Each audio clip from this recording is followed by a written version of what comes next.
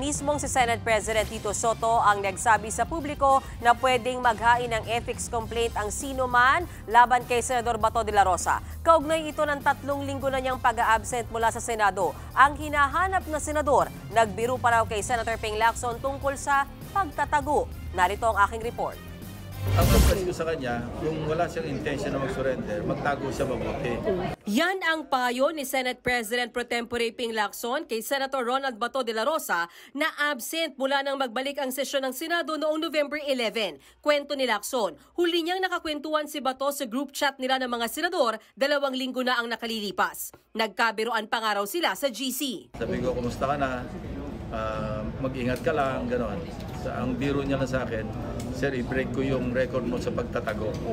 Tapos may haha. Matatanda ang nagtago rin si Lacson nang masangkot ang kanyang pangalan sa Dacer Corbito double murder case. Pero kinalaunan ay napawalang sala din siya. Natanong ko naman si Senate President Tito Soto sa patuloy na pagsweldo ni Senator Bato kahit sunod-sunod na araw na siyang absent. Even in the under congresses, ganun talaga eh. So, pinakamaganda mag-file na sila ng complaint. SP, does that mean kahit 2 to 3 weeks ng absence si Sen Bato, sumisweldo po siya? Sa Congress ka, merong 1 buong taon hindi umapasok eh. Opo. Wala naman silang ginagawa, wala rin umaangal eh. Diba? Opo. O ito, 2 to 3 weeks pa lang. Pero may sweldo yan, SP? Diretso? Siyempre. Okay. So, allotted na yun eh. Ayon din kay Senate President Soto, tuloy naman ang trabaho ng staff at ng opisina ni Senator De La Rosa bagamat absent siya. Kaya hindi raw kailangan bawasan ang pondo ng kanyang opisina. Giit pa ni Soto, hindi unang beses na nangyaring may senador o kongresistang umabsent ng matagal. Napakaraming congressman na ginagawa yan dati, ba't di nyo kini-question? Sir, wala pong rina. Bakit ngayon ang Senate na napapag-initan sa 2-3 linggo hindi pumasok?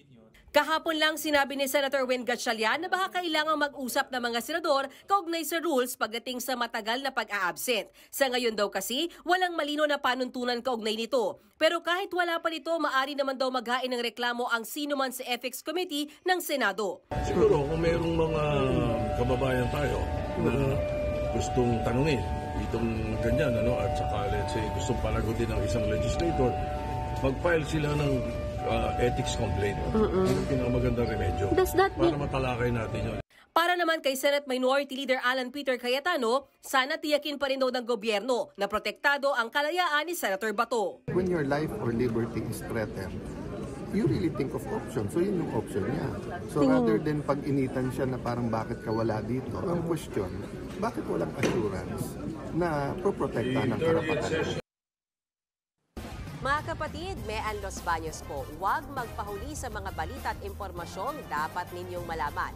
Para sa mas malawak na balitaan at diskusyon, mag-follow at mag-subscribe na sa social media pages ng News 5.